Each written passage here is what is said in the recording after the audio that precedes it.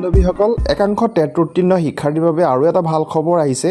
এই ভাল খবৰটো দিছে government of Assam office of the director state councils of education research and training Assam কাহিলীৰ পৰা গুৱাহাটীৰ পৰা ওলাইছে এই ভাল খবৰটো, কিয়নো যিসকল টেট উত্তীৰ্ণ শিক্ষাৰ্থীয়ে বৰ্তমান DLEDৰ 4th ছেমিষ্টাৰ এক্সাম দিছিলে তেওঁলোকৰ ৰিজাল্ট দিয়াৰ কথা ঘোষণা কৰিছে।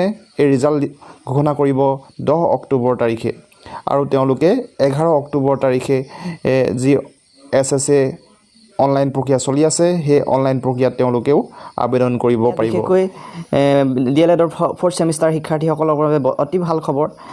যিবিলাক DLEDৰ ৰেগুলাৰ কেণ্ডিডেট আছিলে, যিবিলাকে ইতিমধ্যে DLED 4th ছেমিষ্টাৰ এক্সাম শেষ কৰিছে ইতিমধ্যে, তেওঁলোকৰ বাবে বহুত ভাল খবৰ, কিয়নো তেওঁলোকে বিভিন্ন সংবাদ মাধ্যমৰ জৰিয়তে বিভিন্ন ছ'চিয়েল মিডিয়াৰ জৰিয়তে তেওঁলোকৰ এপ্লাই কৰা সুবিধা দিবলৈ আহ্বান জনাই আছিল। অৱশেষত ভাল খবৰটো আহিলে তেওঁলোকক এই আবেদন প্ৰক্ৰিয়া কৰিবৰ বাবে সুযোগ দিছে। তেওঁলোকৰ বাবে বহুত ভাল খবৰ, কিয়নো তেওঁলোকেও এই আবেদন প্ৰক্ৰিয়া দিয়াত প্ৰয়োজন আছে, কিয়নো তেওঁলোকে বহু কষ্ট কৰি এই টেট পৰীক্ষাত উত্তীৰ্ণ হৈছিলে।